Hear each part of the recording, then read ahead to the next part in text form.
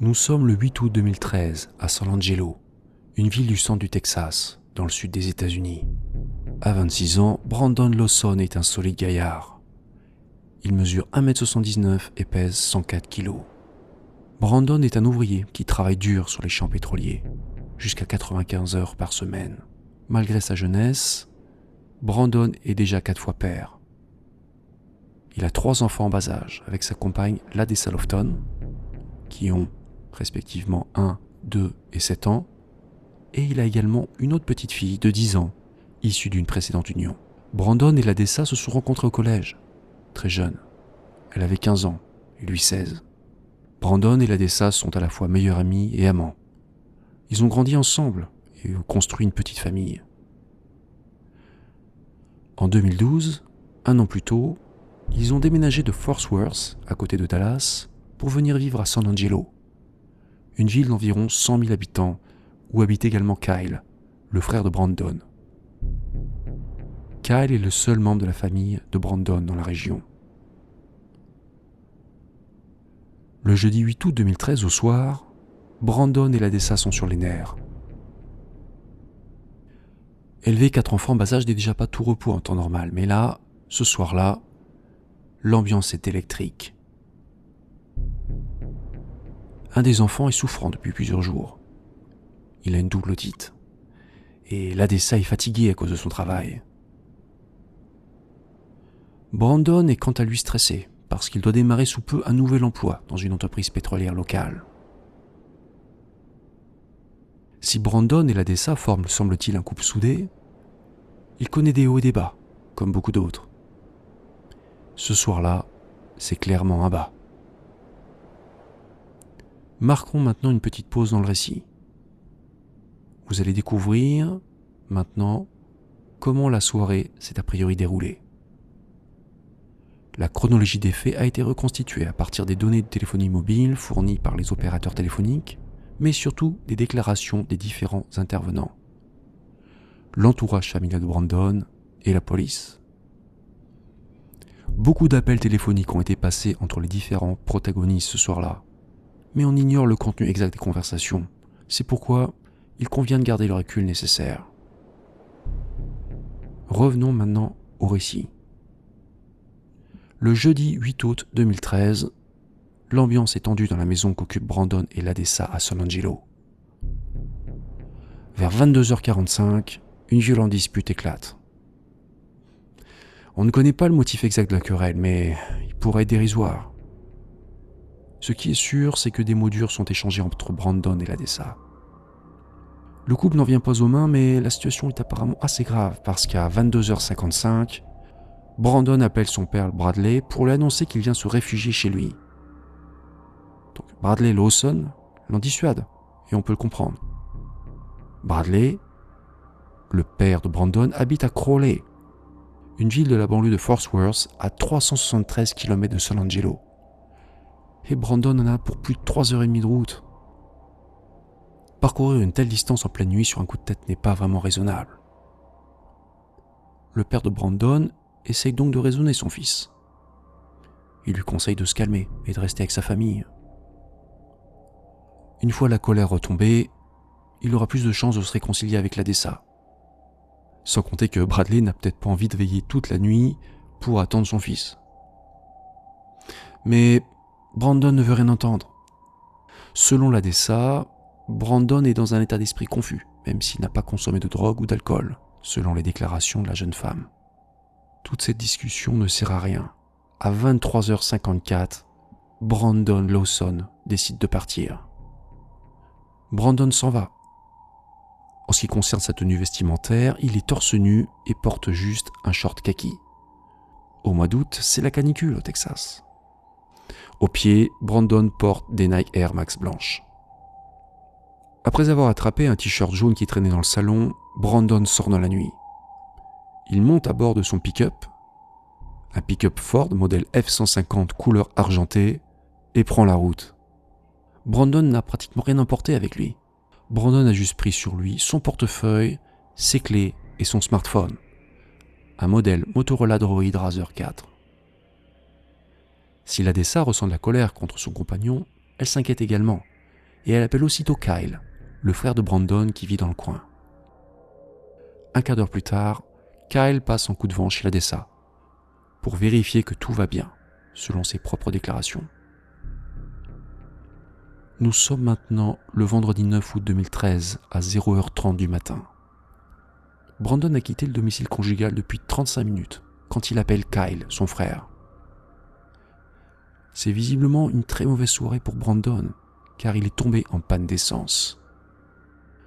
Il explique à son frère qu'il est bloqué sur la Highway 277, près de Bronte, une bourgade rurale de 999 habitants au nord de San Angelo. Brandon, qui est parti précipitamment de San Angelo, n'a visiblement pas pensé à faire le plein d'essence au préalable. Kyle dit à son frère qu'il va venir le dépanner, et il appelle ensuite la DESA pour l'informer de la situation. Cette dernière lui propose de passer chez elle pour prendre un jerrycan vide qu'il n'aura qu'à remplir et amener à son frère. La DESA laisse donc le jerrycan vide devant l'entrée de sa maison, puis prend une douche et va se coucher. Comme convenu, Kyle passe en voiture récupérer le jerrycan. Audrey, sa petite amie, est avec lui. Le problème, c'est que Kyle n'a pas d'argent pour acheter de l'essence. Selon ses déclarations, il doit encaisser un chèque incessamment sous peu. Mais durant la nuit du 8 au 9 août 2013, son compte bancaire est vide. En fait, Kyle compte récupérer son frère qui l'attend au bord de la route et l'amener à une station-service pour qu'il achète lui-même l'essence. Kyle et Audrey prennent donc la direction de Bronte, sur la Highway 277. À 0h34, 0h36 et 0h48, Brandon tente d'appeler la DESA, mais elle est au lit et n'entend pas son smartphone sonner. En effet, elle a mis son appareil à charger dans sa voiture parce que Brandon a emporté avec lui le seul chargeur de téléphone de la maison. On ignore pour quelle raison Brandon appelle sa compagne, car il ne laisse aucun message vocal.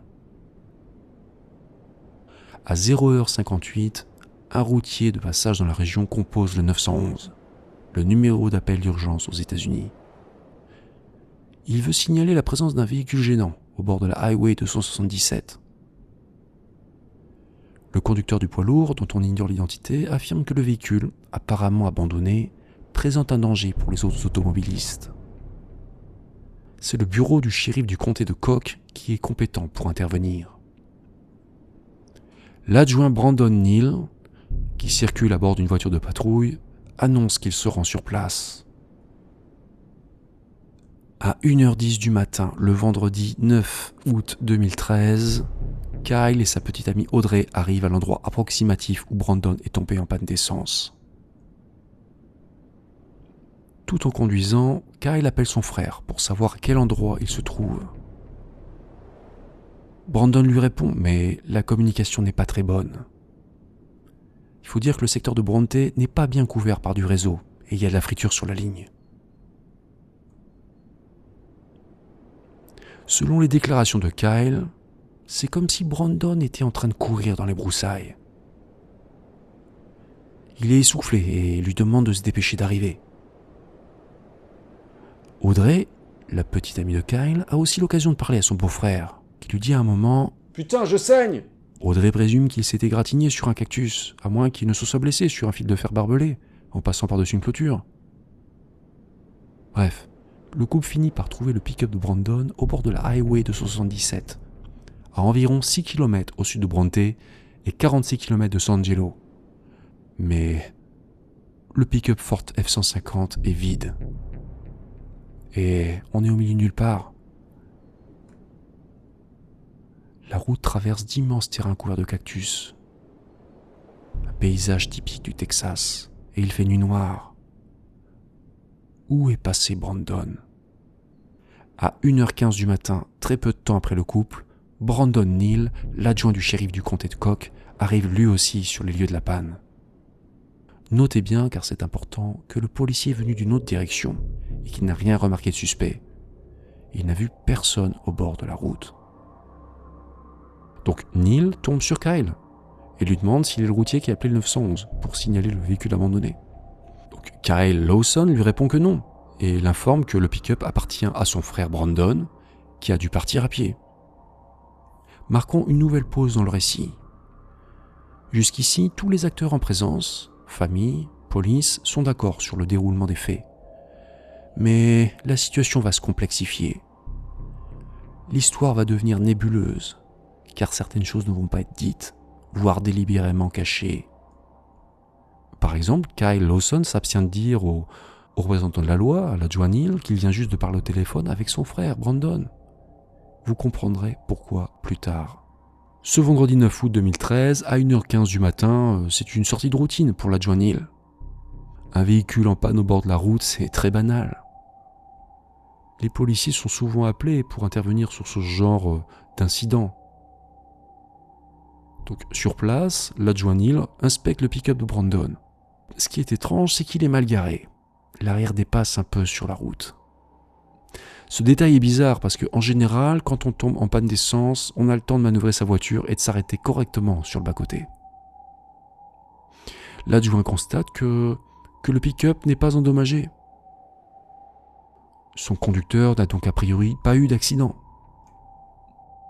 À l'intérieur du pick-up Ford F-150, il n'y a aucun signe de lutte ou de traces de sang.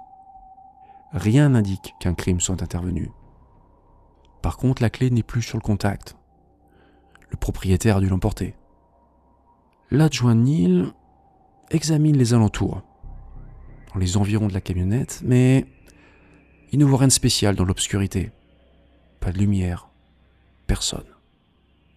Sur la Highway 277, il y a peu de trafic la nuit, néanmoins, c'est une ligne droite, et les poids lourds, essentiellement des camions-citernes transportant du pétrole, filent à plus de 110 km/h. Donc Neil allume donc les feux de détresse, les warnings du pick-up, pour éviter qu'un routier ne percute le véhicule de Brandon. Puis, le policier remonte dans sa voiture de patrouille. L'adjoint du shérif du comté de Cook ne prend pas la peine de vérifier les plaques d'immatriculation du Ford F-150 sur son ordinateur de bord. Pour lui, c'est inutile. Il n'y a aucune cause probable ou suspicion d'un crime justifiant une arrestation en droit américain. Donc, dans le cas présent, l'adjoint Neil considère qu'il s'agit juste d'une simple panne d'essence. Le propriétaire est probablement parti à pied chercher du carburant. Pendant que l'adjoint Neil fait son travail, Kyle Lawson rappelle discrètement son frère à 1h18 du matin. Il parvient à le joindre et lui demande où il se trouve. « Je suis à 10 minutes de là !» lui répond Brandon. La réception est médiocre et la communication coupe brusquement. Kyle a perdu tout signal. À moins que Brandon ait éteint son appareil. Bref, c'est l'inconnu total. Dans les minutes suivantes, Kyle et Audrey, sa petite amie, s'éloignent sur la route et tentent de recontacter Brandon par message texte. À 1h19 du matin, Audrey, la petite amie de Kyle, envoie à Brandon le texto suivant. « La police est à ton pick-up. » Notez entre parenthèses que ce message sera sujet à interprétation. Marquons une nouvelle pause dans le récit pour apporter une information capitale. Kyle et Audrey ont de toute évidence une attitude ambiguë vis-à-vis des forces de l'ordre, et vous allez comprendre pourquoi. Selon ses proches, Brandon Lawson avait appris quelques mois plus tôt qu'un mandat d'arrêt vieux de plusieurs années avait été mis contre lui. C'est un vendeur de voitures qui s'en était aperçu en vérifiant les informations administratives relatives à Brandon. « Vous savez qu'il existe un warrant contre vous, monsieur Lawson ?» lui avait-il demandé. En fait, pour être honnête, Brandon avait une jeunesse assez mouvementée. Il avait notamment commis un délit lié à des stupéfiants quelques années auparavant.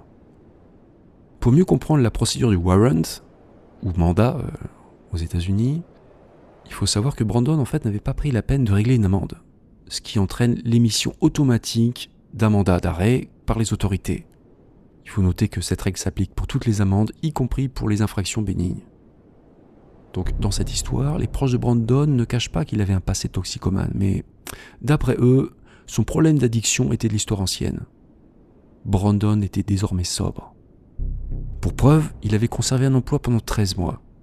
Il avait même passé avec succès un test de détection de produits stupéfiants pour son travail 3 jours avant sa disparition, le 5 août 2013. En ce qui concerne le mandat d'arrêt, Brandon avait décidé de faire face à ses responsabilités. Selon l'Adessa Lofton, sa compagne, Brandon mettait de l'argent de côté et avait recruté un avocat pour régler le problème à l'amiable. Faut-il prendre pour argent comptant toutes ces déclarations ? La seule chose sûre, c'est que le vendredi 9 août 2013, Brandon Lawson risque de se faire arrêter au premier contrôle d'identité. Pire, il encourt également une peine d'emprisonnement d'une durée indéterminée. Kyle Lawson le sait mieux que quiconque et veut sans doute protéger son frère. C'est pourquoi il fait de la rétention d'informations. Kyle ne dit rien à l'adjoint Neil, et ça n'est pas tout. Il pense à tort ou à raison que Brandon se cache peut-être dans les buissons, en dehors de la route, pas loin de son pick-up. Audrey, la petite amie de Kyle, raisonne visiblement de la même façon parce qu'elle a prévenu Brandon de l'arrivée de la police par texto. Revenons maintenant au récit. Vers 1h30 du matin, le vendredi 9 août 2013, l'adjoint Neil quitte les lieux à bord de sa voiture de patrouille. Il quitte les lieux de la panne. Neil présume que Brandon est parti à pied sur la highway 277 pour aller chercher de l'essence. Donc le policier prend donc la direction du sud. Il passe devant une petite aire de repos située à seulement 320 mètres du lieu de la panne, où Brandon aurait potentiellement pu se réfugier. Mais il n'y a personne. Cette aire de repos n'abrite que quelques tables de pique-nique, il n'y a aucune pompe d'essence. Neil roule vers le sud, jusqu'à la limite du comté de Cook. Il arrive à la frontière avec le comté voisin qui est celui de Tom Green, auquel appartient la ville de San Angelo. Là, Neil fait demi-tour et remonte vers Bronte, toujours sur la highway 277. Donc l'adjoint Neil remonte vers Bronte, il repasse devant le pick-up abandonné de Brandon et il continue. Il continue 6 km plus loin jusqu'à Bronte. Durant tout le trajet, Neil ne repère aucun piéton sur la route. Tout semble normal. Il n'y a aucune activité suspecte dans le secteur. À Bronte, Neil vérifie la station-service Stripes, l'unique endroit où on peut acheter de l'essence dans le coin. Ouverte 24 h sur 24, la station-service n'est située qu'à 6 km de l'endroit où Brandon est tombé en panne. Seulement, Brandon n'est pas là. Après le départ de Neil, donc du policier, Kyle et Audrey restent près du pick-up de Brandon. Et ils s'attendent à le voir revenir. Seulement, Brandon ne réapparaît pas. À partir de 1h30 du matin, Kyle déclare qu'il cherche activement son frère. Kyle arpente pendant 3 heures la highway 277 à pied et en voiture. Il crie le nom de son frère pour l'attirer. En vain. Selon les déclarations de Kyle Lawson, des collègues de travail viennent l'aider à trouver Brandon. Mais tout le monde reste sur la route. Ça c'est important. Personne ne va voir dans les broussailles qui longent la highway. Kyle Lawson multiplie les appels sur le téléphone, le smartphone Motorola de Brandon, qui ne répond pas. Kyle Lawson déclare que le téléphone de son frère cesse de sonner à 3h30 du matin. Peut-être que sa batterie est vide. À 4h30 du matin, l'Adessa se réveille après avoir fait un cauchemar. Donc l'Adessa est chez elle, à San Angelo. Elle ressort de sa maison et va récupérer dans sa voiture son téléphone portable qu'elle avait laissé à recharger. Et là, elle constate que Brandon a tenté de la joindre à 3 reprises, à 0h34, à 0h36 et 0h48 du matin, mais qu'il n'a laissé aucun message. L'Adessa essaye de rappeler Brandon, mais tombe à chaque fois sur son répondeur. Donc la compagne de Brandon se rend aussi compte que Kyle, son beau-frère, l'a également appelé plusieurs fois. Donc elle le rappelle. Et Kyle l'informe là qu'il a trouvé le pick-up de Brandon, mais que ce dernier n'était pas là. « J'arrive pas à trouver mon frère. Il m'a appelé et je n'arrive pas à le trouver, » dit-il à l'Adessa. À 5h du matin, le vendredi 9 août 2013, l'Adessa contacte la police pour savoir s'il y a du nouveau concernant Brandon depuis qu'on a trouvé son pick-up abandonné. Mais elle n'obtient aucune information supplémentaire. Lorsque le jour revient à 7h du matin, le 9 août 2013, Kyle apporte le jerrycan rempli d'essence au pick-up de Brandon. Il n'a pas pu le faire plus tôt parce que, comme je vous l'expliquais, il a dû d'abord attendre d'encaisser un chèque à la banque. À 8h30 du matin, une dépanneuse vient récupérer le pick-up de Brandon Lawson à la demande de l'adjoint Neil. Le dépanneur remorque le véhicule sur la Highway 277 jusqu'à Bronte. Ce vendredi 9 août 2013 et durant tout le week-end, le shérif Wayne McCutcheon est absent. Mais ses adjoints ne pensent pas avoir affaire à un dossier de personnes disparues. L'adjoint Neil, qui a traité le dossier depuis le début, ne s'affole pas. Pour lui, Brandon Lawson a simplement abandonné son véhicule après une panne d'essence. Autre précision importante, le comté de Cook est l'un des plus pauvres du Texas. Son territoire est grand, plus de 2200 km², et peu peuplé. Il n'y a que 3300 habitants. Les deux seuls patelins sont Bronte et Robert Lee. Par conséquent, le budget alloué à la police est modeste. Le shérif McCutcheon n'a que 4 adjoints, donc notamment Neil, des adjoints mal payés qui doivent assurer de nombreuses missions. On comprend donc aisément que ce matin-là, les adjoints du shérif ont d'autres chats à fouetter que de localiser en urgence un automobiliste qui est tombé en panne sèche. Pour Ladessa Lofton, la compagne de Brandon, la police locale ne semble pas mesurer la gravité de la situation. Alors elle décide de prendre les choses en main. On sait que dans les affaires de disparition, les premières 48 heures sont vitales. Étant donné que les autorités traînent les pieds à chercher Brandon Lawson, l'ADSA demande à des amis de l'aider. Seulement, elle ne connaît pas beaucoup de monde dans la région. Brandon et elle n'avaient emménagé à San Angelo qu'un an plus tôt. Ils travaillaient énormément, chacun de leur côté, et n'avaient pas beaucoup de temps consacré à des relations amicales. Bradley Lawson, le père de Brandon, Kyle et une douzaine de volontaires, donc quelques amis et voisins, répondent quand même à l'appel. Avec ces quelques volontaires, l'ADSA organise une mini-opération de search and rescue autour de la dernière localisation connue de Brandon, le lieu de la panne donc. Près de l'endroit où on a retrouvé le pick-up de Brandon, ils se séparent en groupes de 2 et partent à pied dans les 4 directions. Certains longent la highway, donc 277, ils vont dans les 2 sens, et d'autres sortent de la route, de chaque côté, est-ouest, c'est-à-dire qu'ils vont dans les terrains sauvages. Toute la journée, on cherche Brandon Lawson, en pure perte. L'ADSA Lofton réalise vite la complexité de la tâche. Le périmètre de recherche est trop vaste. Le terrain est trop difficile d'accès, il n'y a aucun sentier, juste quelques routes en terre. Le sol rocailleux est parsemé de trous et de buissons épineux qui gênent la visibilité. Marcher l'été, en plein mois d'août dans cette zone, est épuisant, et pour couronner le tout, l'accès à ces terrains est théoriquement interdit. En effet, ils appartiennent à des propriétaires privés qui les louent régulièrement des chasseurs. Rien d'étonnant à cela, les cochons sauvages pullulent dans le secteur qui est aussi infesté par des crotales à la morsure mortelle.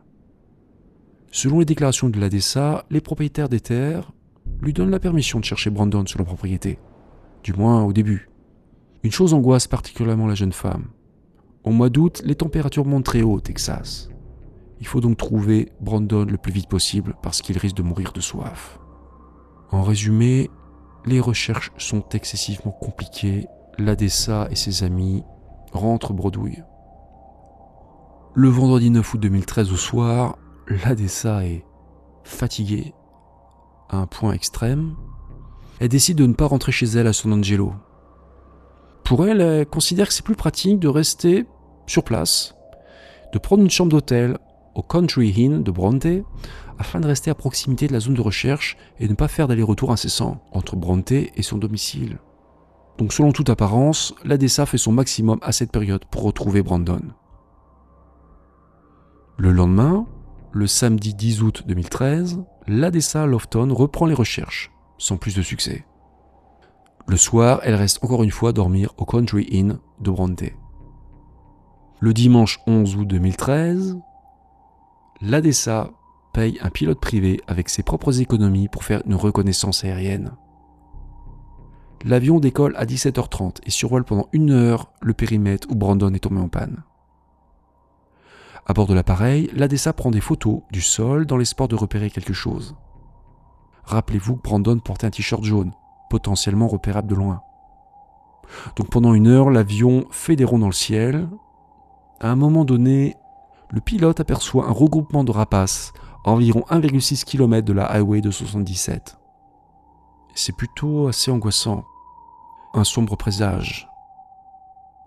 En réalité, et c'est rassurant, les oiseaux charognards ont juste trouvé un cadavre de raton laveur.